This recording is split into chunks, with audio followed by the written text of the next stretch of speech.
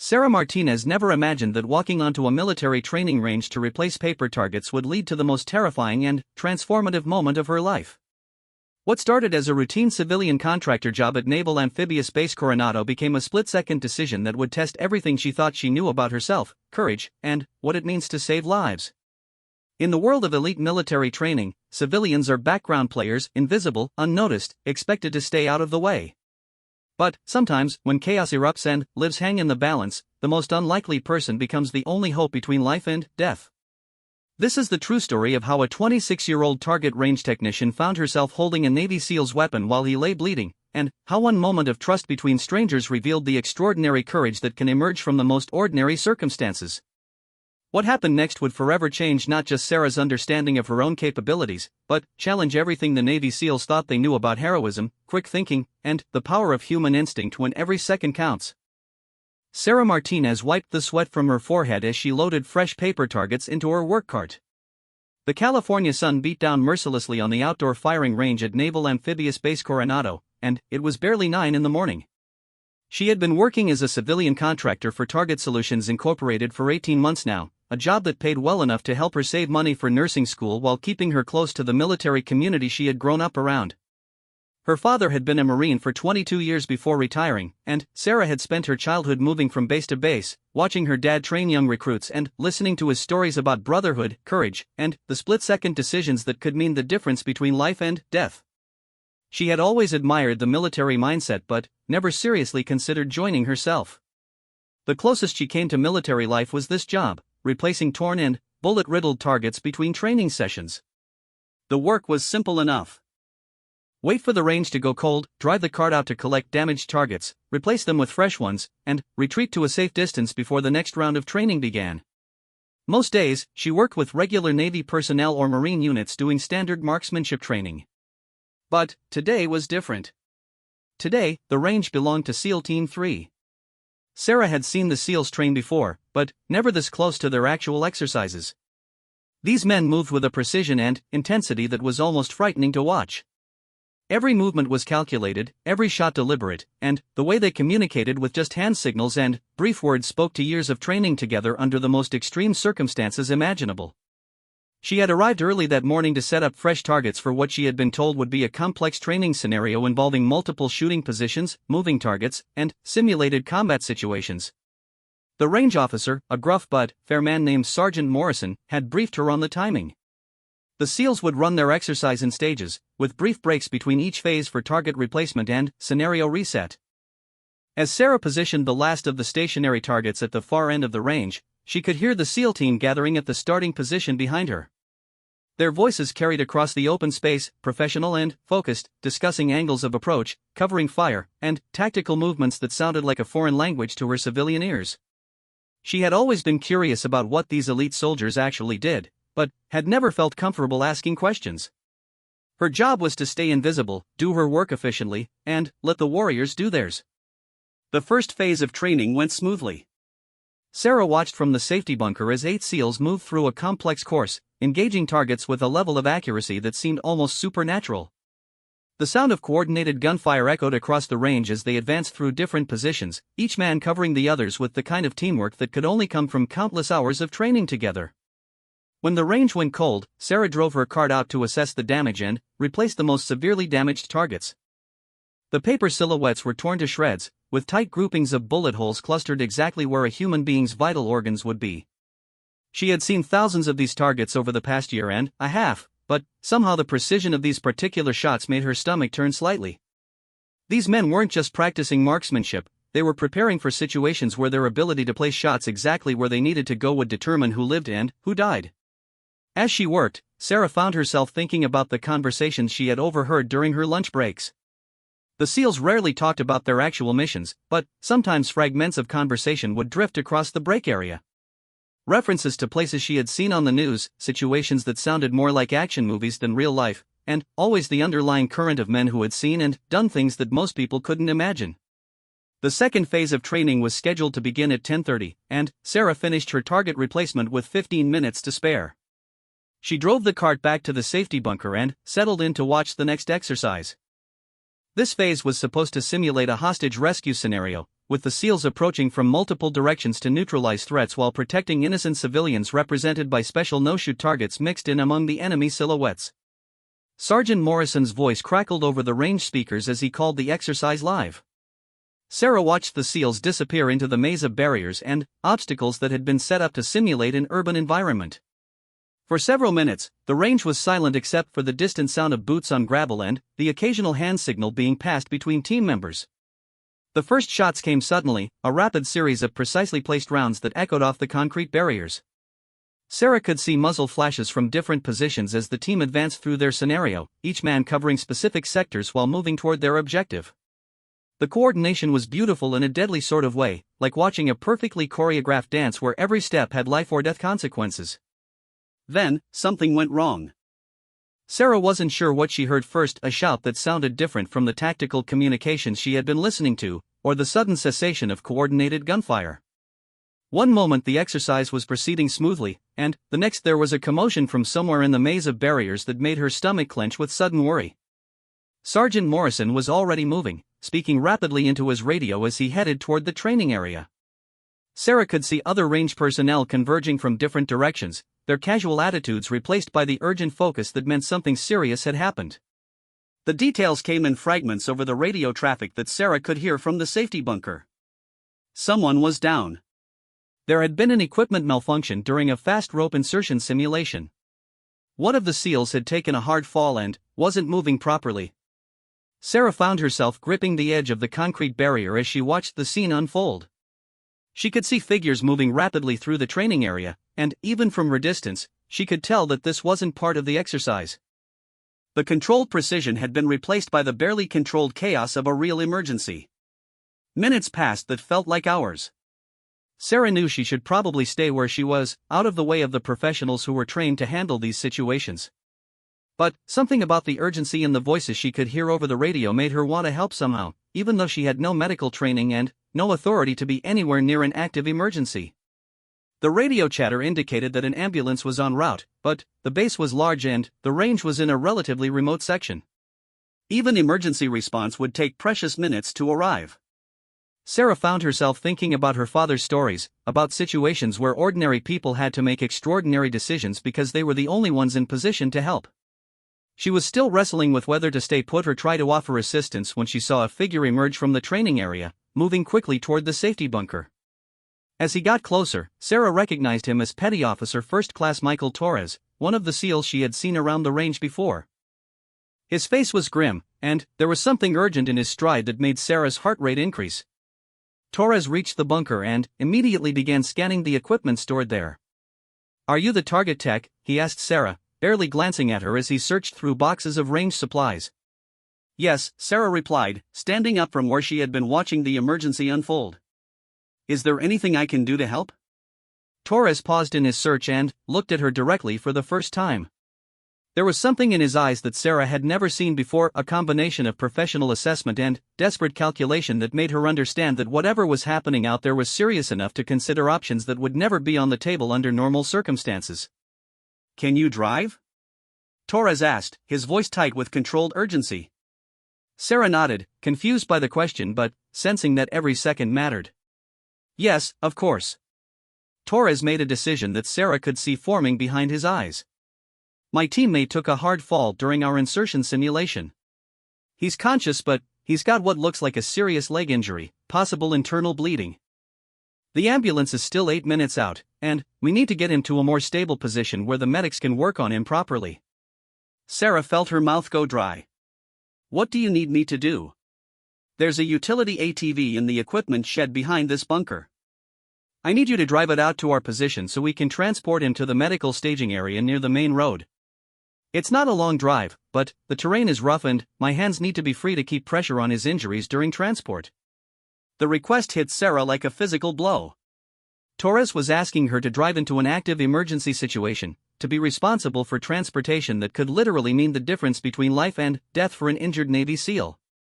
Every rational part of her mind screamed that she wasn't qualified for this, that she should insist on waiting for proper emergency personnel, that she could make things worse by getting involved. But another part of her mind, the part that had been shaped by growing up in military families and listening to her father's stories about ordinary people doing extraordinary things when circumstances demanded it, was already calculating distances and thinking about the fastest route to the equipment shed. Where exactly do I need to go? Sarah heard herself asking, even as part of her couldn't believe she was agreeing to this. Torres pulled out a military-style map and quickly pointed to their current position and the location where his teammate was down. It's about 400 meters through that obstacle course area, then northwest toward the tree line. You'll see us, we'll be the group of guys surrounding someone on the ground. Sarah studied the route, her mind automatically calculating the terrain challenges and the best path for an ATV. The obstacles wouldn't be too difficult to navigate around, and she had driven similar vehicles before during summer jobs at her uncle's ranch. But this wasn't about her ability to drive. This was about whether she had the courage to put herself into a situation where someone else's life might depend on her performance under pressure.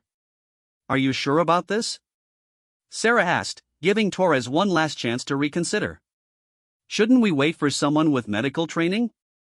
Torres's expression softened slightly, and, for a moment Sarah could see past the professional warrior exterior to the human being underneath who was worried about his teammate. The medic is already with him, but we need transport.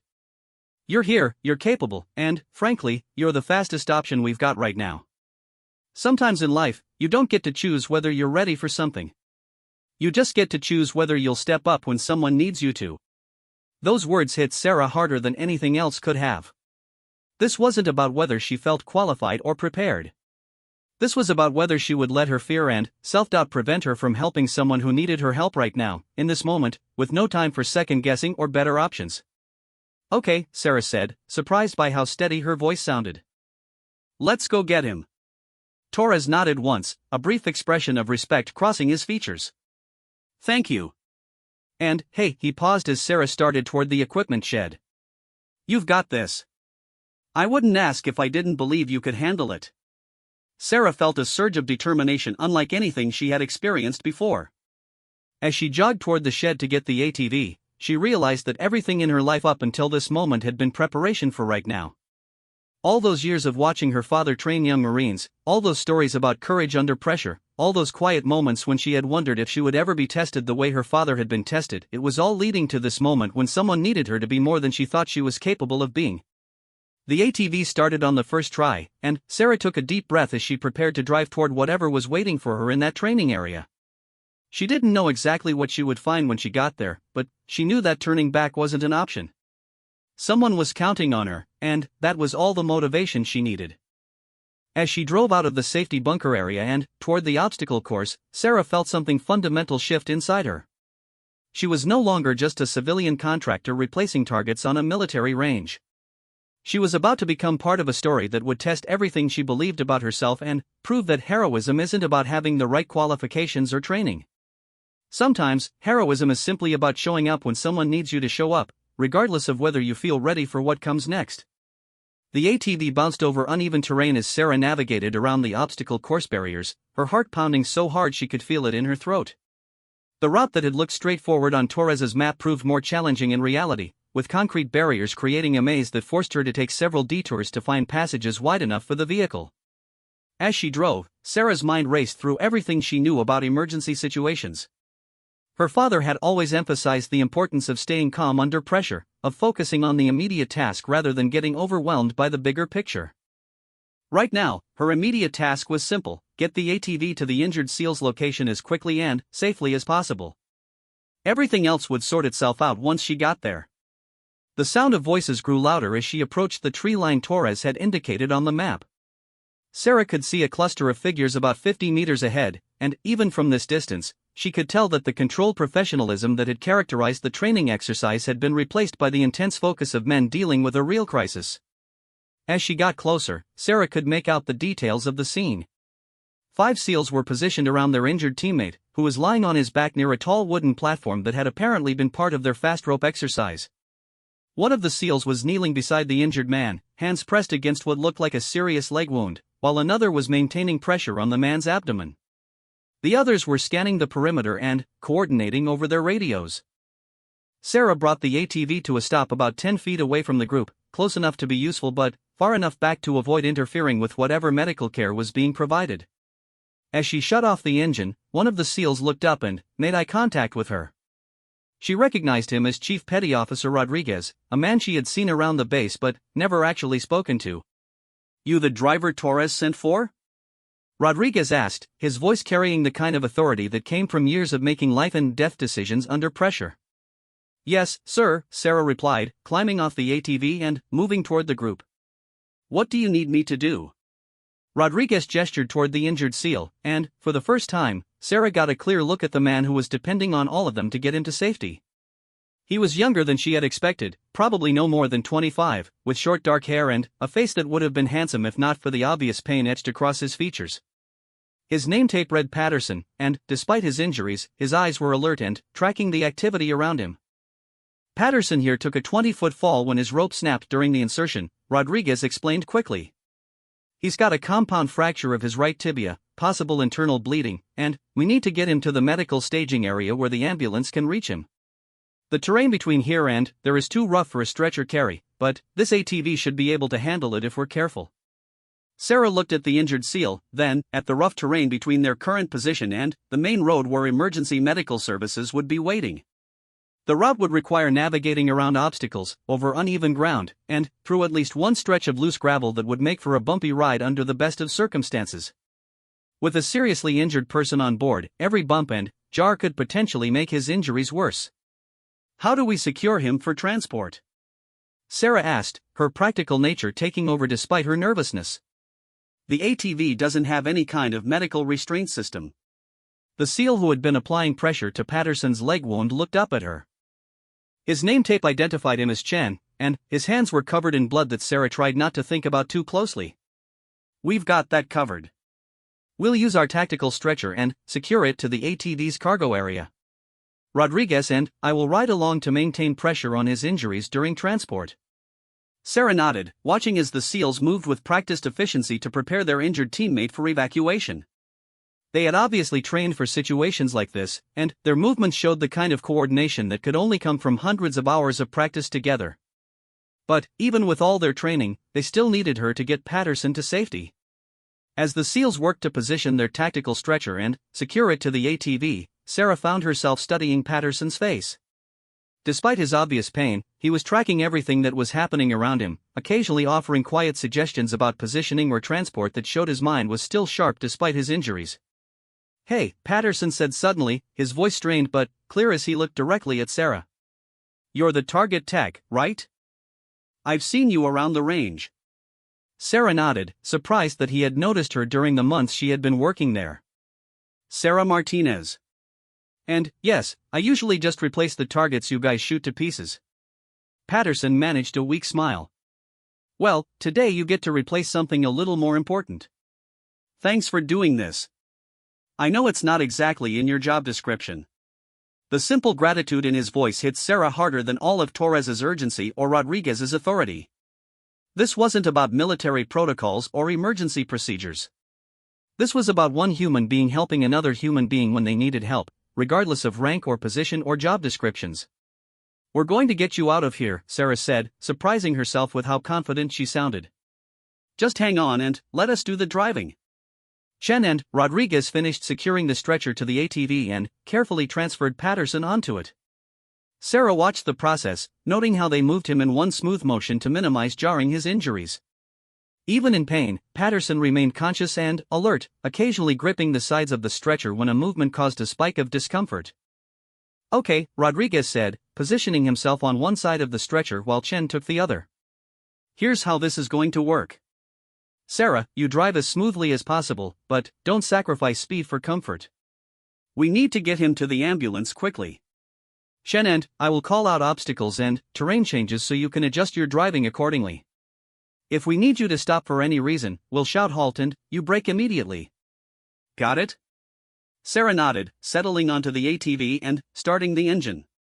The weight of responsibility settled onto her shoulders like a physical presence.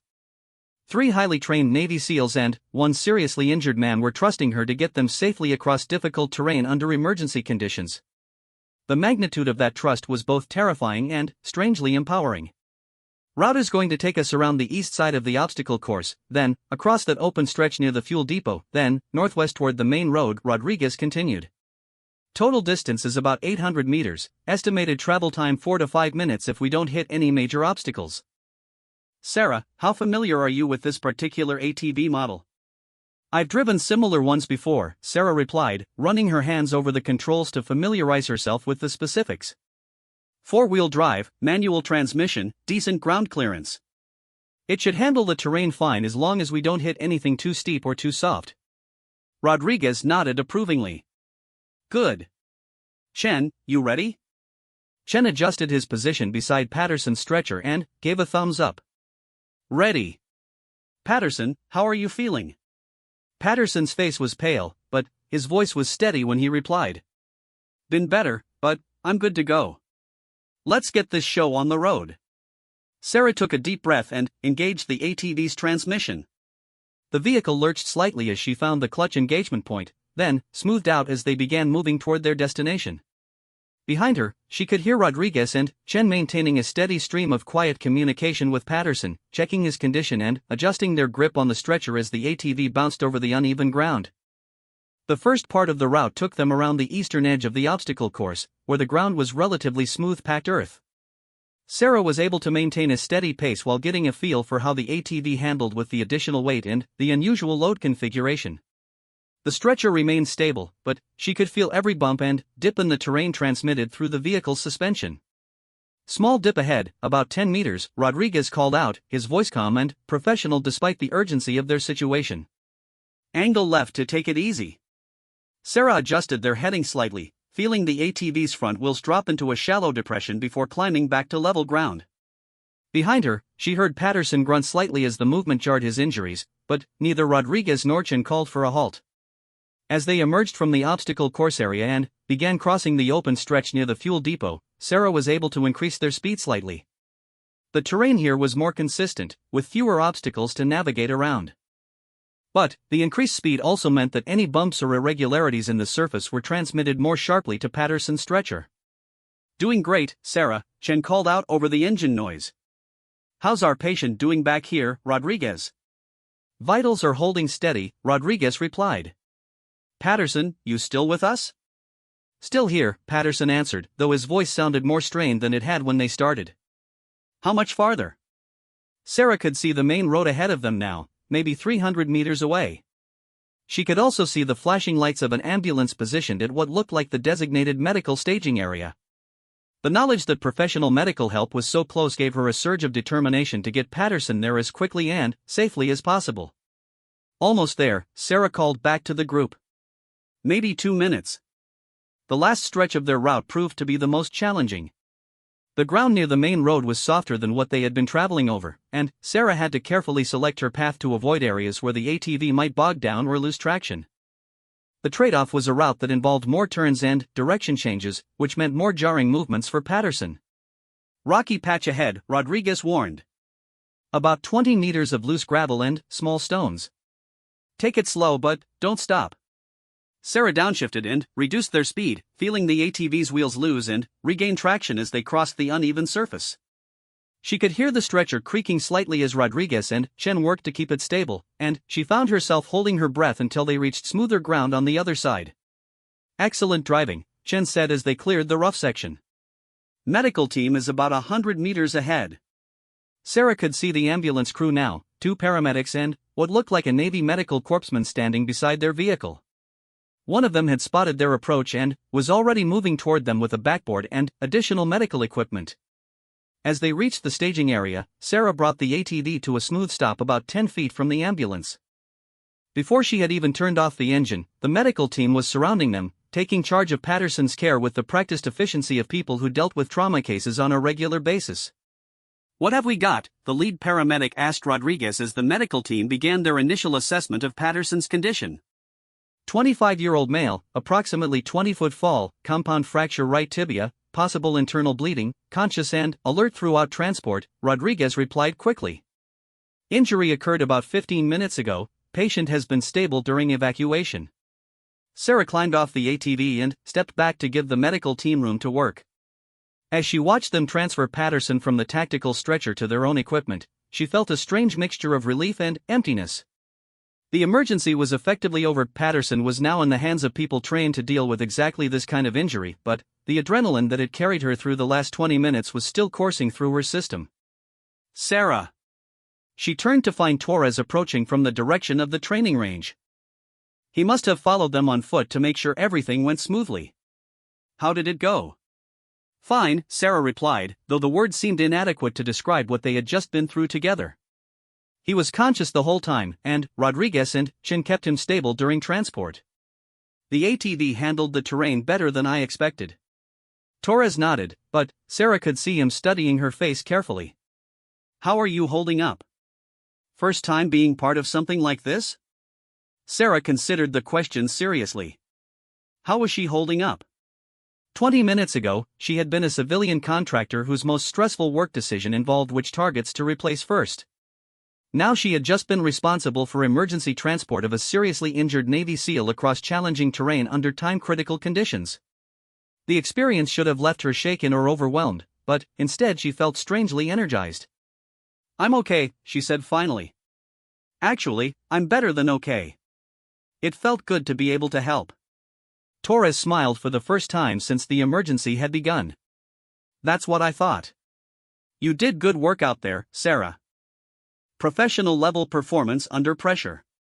Before Sarah could respond, Rodriguez appeared beside them.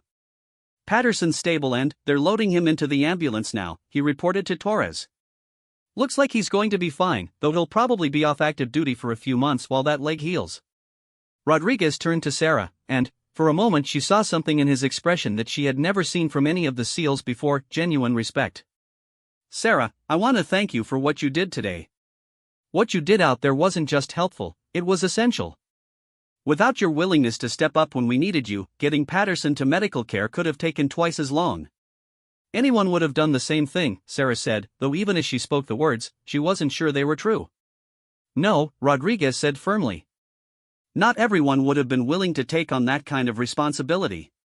Not everyone would have had the presence of mind to ask the right questions and drive the way you did under those conditions.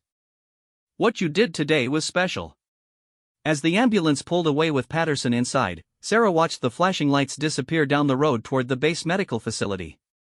In a few hours, this would all be just another story, another emergency that had been handled successfully by people doing their jobs under difficult circumstances. But, somehow, Sarah knew that what had happened today would stay with her for a long time. She had always wondered what she would do if she were ever truly tested, if circumstances ever demanded that she be more than she thought she was capable of being. Today, she had found out. And, the answer had surprised her more than anything else about this entire experience. When someone had needed her help, she hadn't hesitated. When the situation had demanded courage, she had found it somewhere inside herself. When others had needed to trust her with something important, she had proven herself worthy of that trust. For the first time in her life, Sarah understood what her father had been trying to tell her all those years when he talked about ordinary people doing extraordinary things when circumstances demanded it. She was capable of more than she had ever imagined. And that knowledge was going to change everything about how she saw herself and what she believed she could accomplish. 3 days after the emergency evacuation of Patterson, Sarah arrived at work to find an unusual message waiting for her.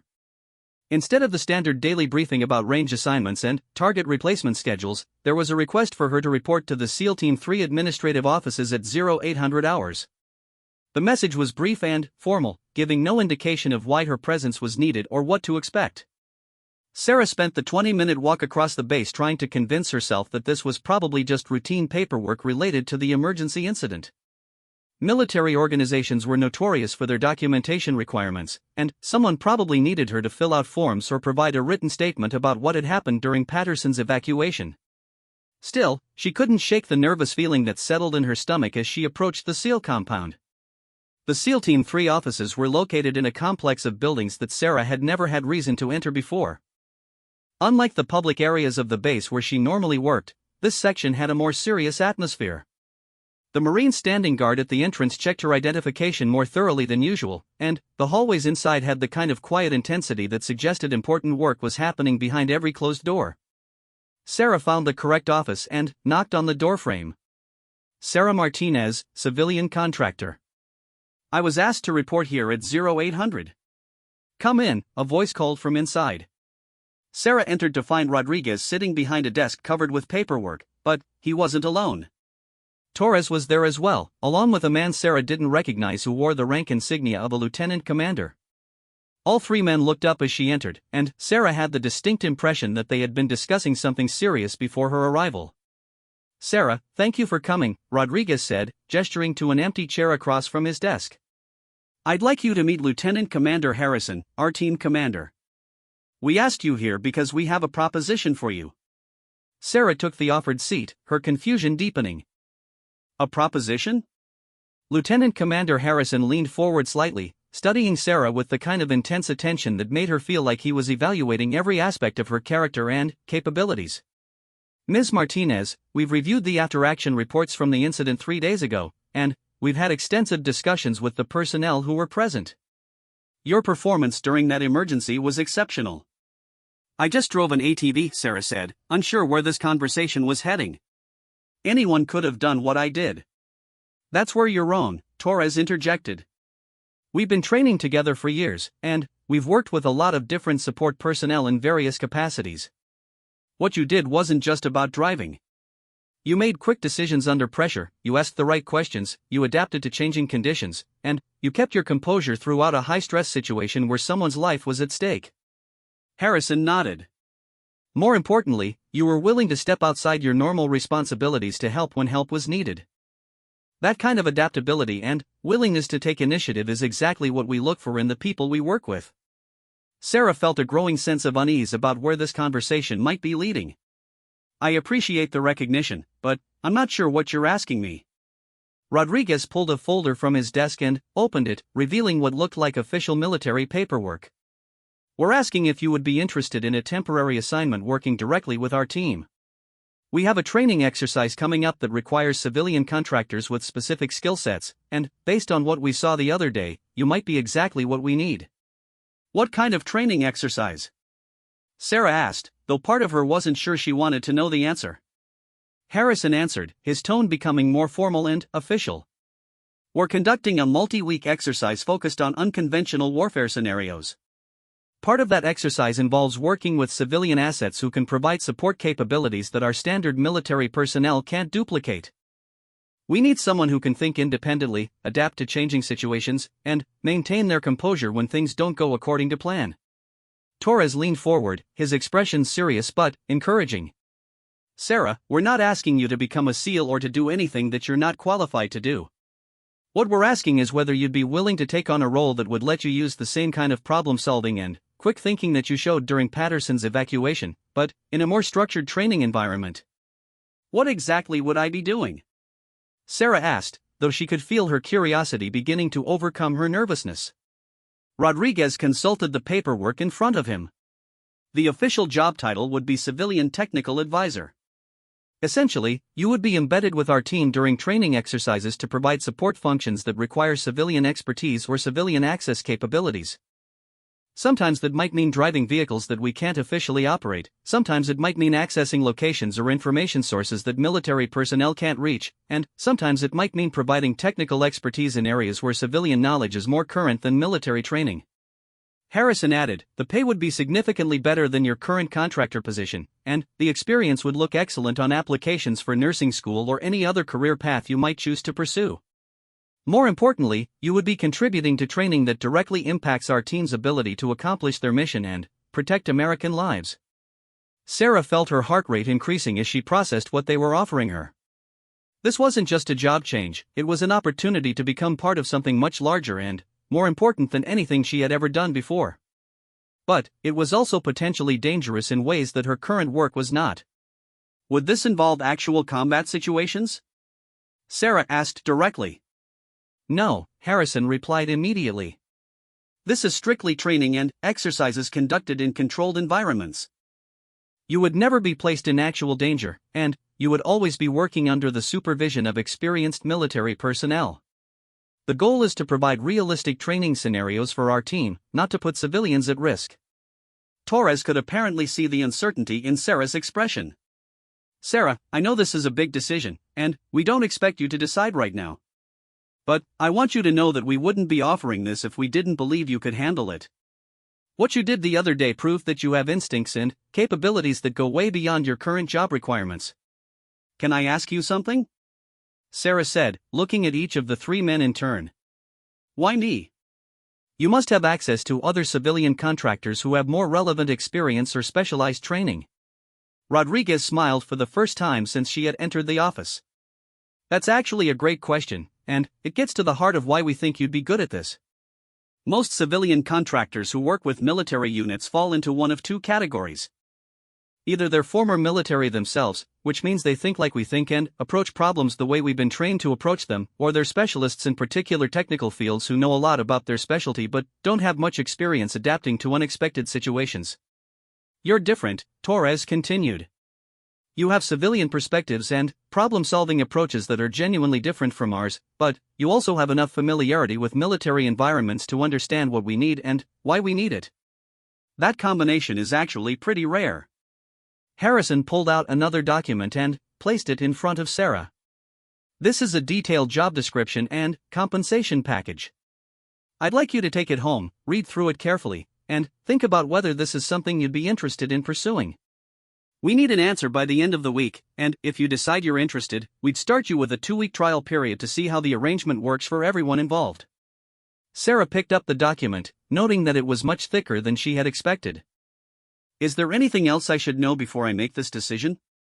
Yes, Rodriguez said, his tone becoming more serious. This kind of work changes people. Not necessarily in bad ways, but definitely in significant ways. You'll be exposed to training scenarios and operational thinking that most civilians never see.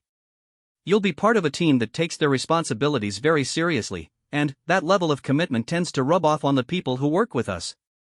If you decide to do this, you'll probably find that it affects how you think about a lot of things in your life. Torres nodded. On the positive side, you'll develop skills and confidence that will serve you well no matter what you decide to do after this assignment ends. People who work successfully with special operations units tend to discover that they're capable of more than they ever imagined. But it's also demanding work that requires a level of dedication and focus that goes beyond normal civilian employment. Sarah stood up, holding the job description folder. How long would this assignment last? The initial exercise is scheduled for 6 weeks, Harrison replied. If that goes well and you're interested in continuing, there could be additional opportunities.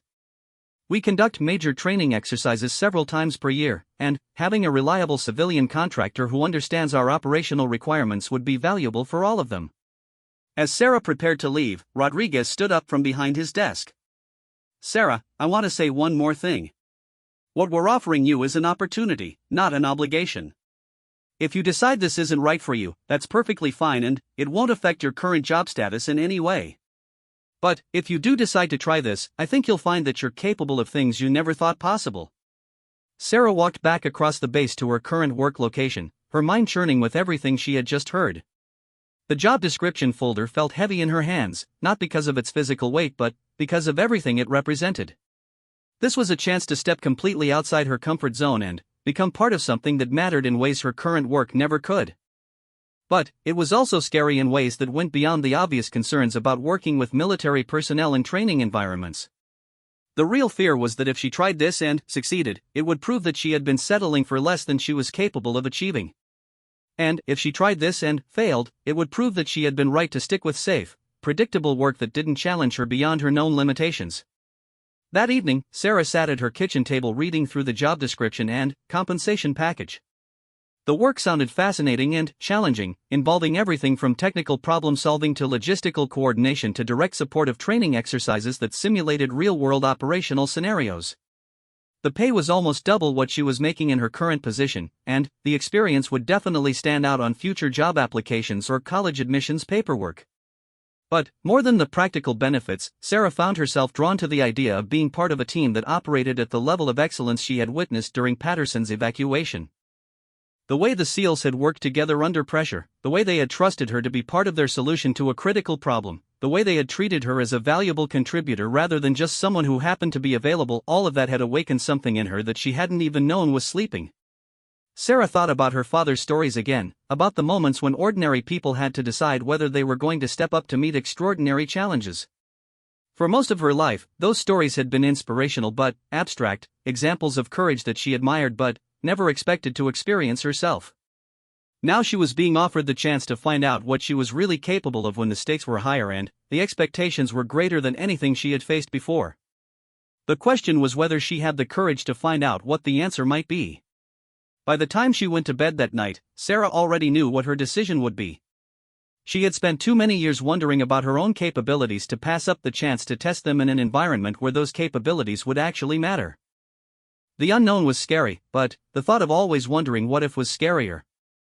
The next morning, she would call Lieutenant Commander Harrison and accept the assignment. Whatever happened after that, at least she would know that when opportunity had knocked, she had been brave enough to open the door. Sarah's first day as a civilian technical advisor began at 0530 hours with a briefing that made her question whether she had made a terrible mistake. The conference room was filled with SEALs she had never met before, all of them studying maps and operational documents while speaking in military acronyms that might as well have been a foreign language. When Harrison introduced her to the group, the silence that followed felt like an evaluation that she wasn't sure she could pass. "Martinez will be our civilian asset for this exercise," Harrison announced to the assembled team. Her role is to provide support capabilities that require civilian access or civilian expertise. She's proven herself under pressure, and she's here to learn our operational requirements while contributing her own problem-solving skills to the training scenarios we'll be running. Sarah felt 8 pairs of eyes studying her with the kind of professional assessment that made her acutely aware of how much she didn't know about their world. These men had spent years training together, developing the kind of seamless teamwork that could only come from countless hours of shared experience under the most demanding conditions imaginable. Now they were being asked to incorporate an unknown civilian contractor into exercises that tested their ability to work together effectively. The team leader for this exercise was a senior chief petty officer named Kowalski, a compact man with graying hair and the kind of quiet authority that came from decades of leading special operations personnel in both training and real-world situations. When he spoke, everyone in the room listened with the focused attention that indicated genuine respect for his experience and judgment. "The exercise we're beginning today is called Unconventional Assets," Kowalski explained, his voice carrying across the room with military precision. "We'll be running scenarios that require us to work with non-military personnel to accomplish objectives that can't be achieved through conventional military operations alone. Martinez's role will evolve throughout the exercise as we encounter different challenges that require civilian capabilities." He gestured to a large map mounted on the wall behind him. The exercise area covers approximately 50 square miles of varied terrain, including urban environments, industrial facilities, agricultural areas, and wilderness. Each scenario will present different challenges that require different approaches and different skill sets. The goal is to test our ability to adapt our operational methods when working with civilian assets who bring different perspectives and different capabilities to the mission. Sarah studied the map, noting the complexity of the terrain and the variety of locations marked for different training scenarios. This wasn't going to be the relatively simple range exercises she was familiar with. This was going to be an extended test of her ability to contribute meaningfully to sophisticated military operations that simulated real-world conditions and challenges. "Martinez," Kowalski said, turning his attention directly to her. "Your first assignment is to work with Petty Officer Torres on a reconnaissance scenario. The situation is this: we need to gather intelligence about activities at a simulated enemy facility, but the facility is located in an area where military personnel would be noticed immediately. We need civilian access to get close enough for effective observation." Torres stepped forward, carrying a folder of documents and photographs. "The target is an old warehouse complex about 15 miles from here. In the exercise scenario, it's being used as a staging area for enemy operations, and we need to determine what kind of activities are taking place there and what security measures are in effect." Sarah accepted the folder and began studying the contents. The photograph showed a cluster of industrial buildings surrounded by open ground, with several access roads and what looked like minimal perimeter security. But, even to her civilian eyes, it was obvious that the facility would be difficult to approach without being observed. "What's my role in this scenario?" Sarah asked, looking up from the photographs. "You're going to be our eyes and ears," Torres replied. "We need someone who can get close to the facility without raising suspicion, someone who can observe and report back on what they see without appearing to be conducting surveillance. Military personnel have certain behavioral patterns that are hard to disguise, even in civilian clothes. You don't have those patterns. Kowalski nodded. This is exactly the kind of situation where civilian assets provide capabilities that trained military personnel can't duplicate. Your job is to figure out how to get close enough to observe the target facility, gather the intelligence we need, and get out without being detected. Torres will be your backup and communication link, but the primary responsibility for mission success will be yours. Sarah felt a familiar mixture of nervousness and excitement as she processed the assignment. This was completely different from anything she had ever done before, but it was also exactly the kind of challenge that had attracted her to this opportunity in the first place. She would be testing her ability to think independently and solve problems under pressure, but this time the stakes were higher and the expectations were greater than anything she had faced in her civilian contractor work. How much time do I have to plan this approach? Sarah asked. 2 hours for planning, then we execute, Torres replied. The exercise controllers are expecting us to begin surveillance operations by 1400 hours, and we need to provide them with a comprehensive intelligence report by 1800 hours. Sarah spent the next 2 hours studying maps, aerial photographs, and intelligence reports about the target facility and the surrounding area. The more she learned, the more complex the challenge became. The warehouse complex was located in an area with very little civilian traffic, which meant that any approach would need to have a credible reason for being there. The facility had clear lines of sight in all directions, which made covert observation difficult. And the time constraints meant that whatever approach she chose would need to work on the first attempt. As she worked through the problem, Sarah found herself drawing on knowledge and experience she hadn't even realized she possessed. Growing up as a military dependent had exposed her to a wide variety of environments and situations, giving her a practical understanding of how civilian and military activities intersected in different settings. Her work as a civilian contractor had taught her how to blend into military environments without calling attention to herself. And her natural problem-solving instincts, honed by years of adapting to new situations and finding creative solutions to unexpected challenges, gave her approaches that trained military personnel might not consider. By the time Torres returned to check on her progress, Sarah had developed a plan that she thought might actually work. What did you come up with? Torres asked, settling into the chair across from her planning table. Sarah spread out the maps and photographs, pointing to specific locations as she explained her approach. The warehouse complex is isolated, but there's a county road that runs along the eastern perimeter, and aerial photography shows power lines running parallel to that road. If I approach as a utility company contractor conducting routine maintenance inspections, I should be able to get close enough for detailed observation without raising suspicion. Torres studied her plan, asking questions about timing, communication procedures, and contingency plans. Sarah had thought through most of the potential complications, and she found herself gaining confidence as she explained how she would handle different scenarios that might arise during the surveillance mission. This could actually work, Torres said finally. You've thought about it from angles that I probably wouldn't have considered. The utility contractor cover story gives you a legitimate reason to be in the area, and it explains why you would be taking time to observe the facility carefully. What about equipment? Sarah asked. What do I need for observation and communication? Torres opened his own equipment bag and began laying out compact surveillance devices that looked more sophisticated than anything Sarah had ever seen before. Digital camera with telephoto capability, laser rangefinder for distance measurements, portable radio for maintaining contact with the support team, and binoculars for detailed observation. Everything is designed to look like standard contractor equipment if anyone asks about it. Sarah handled each piece of equipment carefully, familiarizing herself with the controls and capabilities. The technology was impressive, but, more importantly, it was all designed to be used by non-specialists under field conditions. She wouldn't need extensive training to operate it effectively. One more thing, Torres said, pulling out what looked like a standard contractor's clipboard with official-looking paperwork attached. Work orders and identification that establish your cover identity. If anyone questions why you're in the area, you're conducting routine inspections of power line infrastructure for the county utility cooperative. At 1,345 hours, Sarah drove a civilian pickup truck toward the target facility, wearing work clothes and carrying equipment that established her cover as a utility contractor. The transformation from nervous civilian to confident professional surprised her. Once she was actually executing the mission, her nervousness faded and was replaced by focused concentration on the task at hand. The surveillance mission went almost exactly as she had planned it. She was able to position herself at several different observation points along the county road, gathering detailed intelligence about the facility's layout, security measures, and the activities taking place inside the warehouse complex. The exercise controllers had populated the facility with personnel and vehicles that simulated realistic enemy operations, and Sarah was able to document everything the SEALs needed to know for the next phase of their exercise. More importantly, she completed the mission without being detected or questioned by anyone.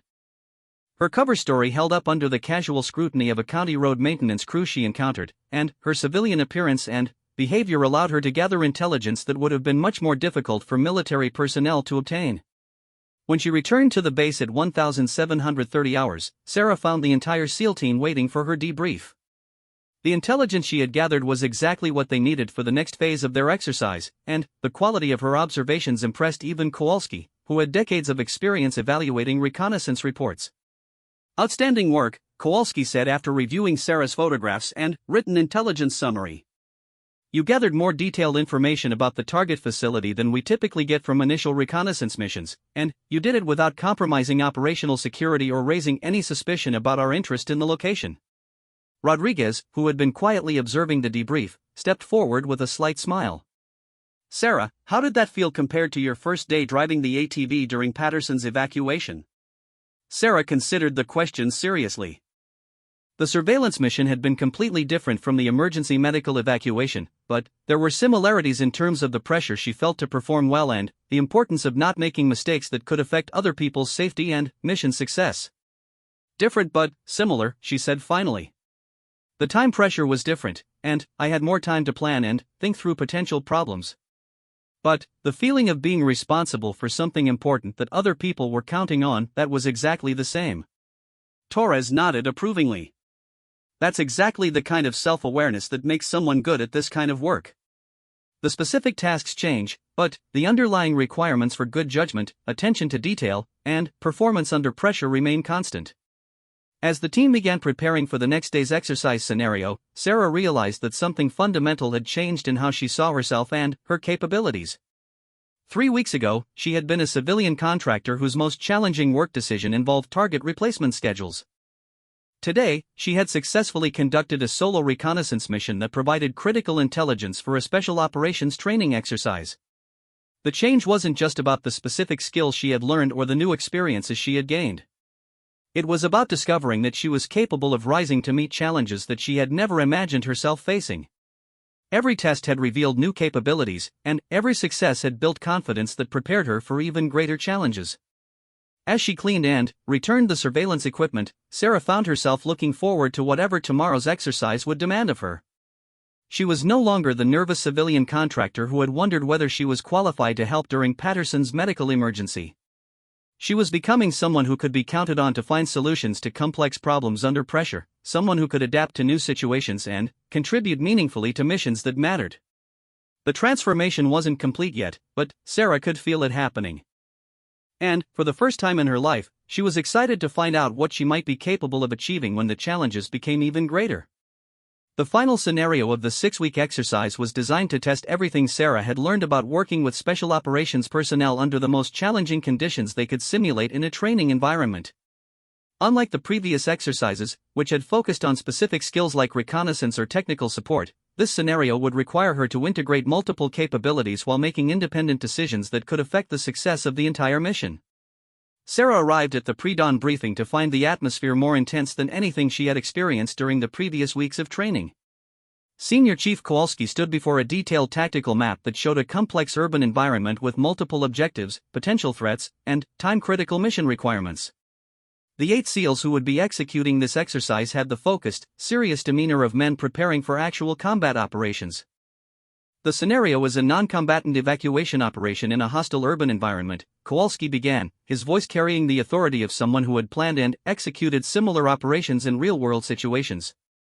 Intelligence indicates that American civilians are being held at 3 different locations within a 12-block area of simulated enemy territory. Our mission is to locate, extract, and evacuate these individuals while avoiding detection and minimizing civilian casualties. Sarah studied the map, noting the complexity of the urban terrain and the multiple variables that would affect mission planning. This wasn't going to be a straightforward infiltration and extraction. The scenario involved time pressure, multiple objectives, civilian safety considerations, and the kind of adaptive planning that characterized real special operations missions. Martinez, Kowalski said, turning his attention to her. Your role in this exercise is critical. You'll be our liaison with the civilian population in the target area, and you'll be responsible for coordinating the actual extraction of the non-combatants once we locate them. The civilians in question are being played by professional role-players who have been briefed to simulate the kind of stress, confusion, and unpredictable behavior we might encounter in an actual emergency evacuation. Torres stepped forward with a folder containing mission-specific briefing materials. The challenge is that these simulated civilians don't know who we are or why they should trust us. In a real evacuation situation, people are scared, confused, and often reluctant to follow instructions from strangers, even if those strangers are there to help them. Your job is to establish communication with them, gain their confidence, and coordinate their movement to extraction points while we provide security and handle any threats that arise. Sarah accepted the briefing materials, but she could already feel the weight of responsibility settling on her shoulders. This scenario wasn't just testing her technical skills or her ability to follow instructions. It was testing her ability to make human connections under extreme pressure, to convince frightened people to trust her judgment when their lives might depend on the decisions she made. What kind of timeline are we working with? Sarah asked, scanning the mission parameters outlined in her briefing packet. Total mission window is 4 hours, Kowalski replied. That includes infiltration, location of the 3 civilian groups, coordination of extraction, and successful evacuation of all personnel. The exercise controllers have introduced multiple variables that will require adaptive planning and real-time decision-making. This isn't a scenario where we can plan every detail in advance. Rodriguez, who would be serving as Sarah's primary military liaison during the exercise, moved to stand beside the tactical map. Sarah, the most important thing to understand is that this exercise is designed to simulate the kind of chaos and uncertainty that characterizes real-world evacuation operations. The role players have been instructed to behave like real civilians under stress, which means they'll be frightened, suspicious, and potentially uncooperative. Your ability to establish trust and maintain calm under those conditions will directly impact mission success. Sarah spent the next hour studying the mission briefing materials and familiarizing herself with the layout of the exercise area. The simulated urban environment was actually a section of abandoned buildings on the base that had been modified to create realistic civilian spaces. The role players would be positioned throughout this area, and the exercise controllers would introduce complications and threats designed to test the team's ability to adapt their plans as situations developed. As the team prepared to deploy, Sarah found herself thinking about everything that had led to this moment. 6 weeks ago, she had been a civilian contractor whose biggest responsibility was ensuring that paper targets were replaced efficiently between shooting exercises. Today, she was about to participate in a complex special operations simulation where her performance would directly affect whether the mission succeeded or failed. But, more than that, she was being trusted by some of the most elite military personnel in the world to be their partner in a scenario that simulated life-or-death decision-making. The SEALs could have requested a different civilian contractor, someone with more experience or specialized training. Instead, they had invested 6 weeks in teaching her their operational methods and building the kind of trust that allowed them to depend on her performance in situations where mistakes could have serious consequences. The exercise began at 0800 hours with the team's insertion into the target area. Sarah's role started immediately, as she was responsible for conducting initial reconnaissance to locate the civilian groups while the SEALs established perimeter security and began gathering intelligence about potential threats in the area. The first civilian group was located in what had been set up to simulate a small apartment building. When Sarah entered the space, she found 3 role players who had been instructed to portray a family trapped by circumstances beyond their control. Their performance was frighteningly realistic. They displayed exactly the kind of fear, confusion, and suspicion that real civilians would show when approached by strangers claiming to be there to help them. "Who are you?" the male role player demanded when Sarah identified herself. "How do we know you're really here to help us? How do we know this isn't some kind of trick?" Sarah drew on everything she had learned during the previous weeks of training, but, more importantly, she drew on her natural instincts for establishing human connections under difficult circumstances. Instead of trying to convince them through authority or urgency, she focused on understanding their fears and addressing their specific concerns. "I know this is scary and confusing," Sarah said, keeping her voice calm and reassuring. "My name is Sarah, and I'm working with a team of Navy personnel who are here to get you to safety. I understand that you don't know me and you have no reason to trust me, but I need you to help me understand what you need to feel safe about leaving this location." The approach worked. Instead of demanding immediate compliance, Sarah had acknowledged their legitimate concerns and invited them to be part of the solution to their own rescue. Over the next 15 minutes, she was able to establish the kind of rapport that allowed her to coordinate their movement to the first extraction point while maintaining the calm, orderly evacuation that the mission required. The second civilian group presented different challenges. These role players had been instructed to simulate the behavior of people who were injured and couldn't move easily. Sarah had to coordinate with the SEAL medic to assess their conditions, determine the best method for transporting them safely, and maintain their morale while arranging for their evacuation under more complex logistical circumstances. But it was the third civilian group that provided the real test of everything Sarah had learned about problem solving under pressure. When she reached their location, she discovered that the role players had been instructed to simulate a situation where one member of their group was missing. The exercise controllers had introduced a complication that required adaptive planning and real-time coordination with the SEAL team to locate the missing person before the mission timeline expired. "We can't leave without Maria," the lead role player insisted, displaying exactly the kind of emotional response that real civilians would show in a similar situation. "She was with us when this started, but she got separated somehow, and we haven't seen her for hours. We're not going anywhere without her." Sarah found herself facing exactly the kind of complex human problem that characterized real emergency situations. She needed to balance the mission requirement to evacuate these civilians quickly with their emotional need to locate their missing companion. She also needed to coordinate with the SEAL team to initiate a search for the missing person without compromising the overall mission timeline. Using her tactical radio, Sarah contacted Rodriguez to explain the situation and request guidance. But, instead of providing specific instructions, Rodriguez threw the decision back to her. "It's your call, Sarah. You're our civilian liaison, and you understand the people involved better than we do. What do you think we should do?" The question hit Sarah like a physical blow. Rodriguez was asking her to make a tactical decision that would affect the entire mission. If she decided to delay the evacuation to search for the missing person, she would be risking the safety of the people who were already located and ready for extraction. But, if she decided to proceed without the missing person, she would be abandoning someone who might need their help just as much as the others. Sarah took a deep breath and made the decision based on everything she had learned about military decision-making under pressure. The mission came first, but that didn't mean abandoning people who needed help. It meant finding a way to accomplish both objectives within the constraints of the situation. "Rodriguez, I need you to split the team," Sarah said over the radio. "Continue with the planned extraction of the located civilians, but detail 2 personnel to conduct a rapid search for the missing person. I'll coordinate the evacuation of the people we have while maintaining communication with the search element." "Solid decision," Rodriguez replied immediately. "We'll execute as you outlined." The next hour tested every skill Sarah had developed during her 6 weeks of training.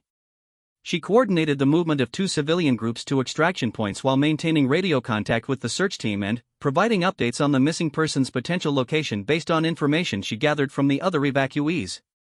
When the missing person was finally located and extracted, Sarah was responsible for coordinating the reunification of the group and ensuring that all civilians were accounted for before final evacuation. When the exercise concluded at 1,147 hours, Sarah found herself surrounded by the entire SEAL team, all of whom were looking at her with expressions she had learned to recognize as professional respect. The exercise controllers had declared the mission a complete success, with all objectives accomplished within the specified timeline and no simulated casualties among either the military personnel or the civilian evacuees. Kowalski stepped forward with what Sarah now recognized as his version of a smile. "Martinez, that was exceptional work. You handled multiple complex situations, made sound tactical decisions under pressure, and accomplished mission objectives that required both technical competence and outstanding judgment." "That was professional-level performance by any standard." Torres nodded his agreement. "Sarah, the decision you made about splitting the team to search for the missing person while continuing the evacuation was exactly the right call.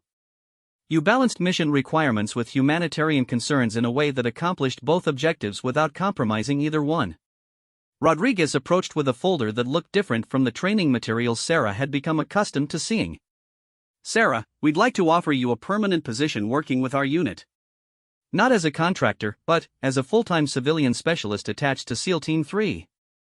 The work would involve training exercises like what you've been doing for the past 6 weeks, but it would also involve supporting actual operations when civilian expertise is required. Sarah stared at the folder, understanding that it represented a choice that would fundamentally change the direction of her life. 6 weeks ago, she had been a civilian contractor saving money for nursing school.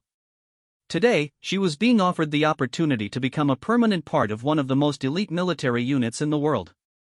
This is a big decision, Sarah said, though she could already feel herself gravitating toward accepting the offer. Can I have some time to think about it? Of course, Kowalski replied. But I want you to know that this offer is based on proven performance, not potential. You've demonstrated that you can handle the responsibilities and meet the standards that this kind of work requires. You've earned this opportunity. As Sarah walked back across the base that evening, she thought about the journey that had brought her to this moment. It had started with a simple decision to help during Patterson's medical emergency, continued through her choice to accept the temporary assignment, and culminated in today's demonstration that she was capable of performing at the level required for permanent integration with special operations personnel. But, more than that, she had discovered capabilities within herself that she had never known existed. She had learned that she could make complex decisions under pressure, establish human connections in difficult circumstances, and contribute meaningfully to missions that mattered in ways she had never imagined when she was replacing paper targets on a shooting range. The next morning, Sarah returned to Kowalski's office with her decision. She had realized during the night that she had already made her choice weeks ago, when she first decided to help during Patterson's evacuation. Everything since then had been preparation for this moment when she would commit fully to becoming the person she had discovered she was capable of being. I accept, Sarah said, handing the signed paperwork back to Kowalski. When do we start? Kowalski smiled with genuine warmth for the first time since Sarah had known him.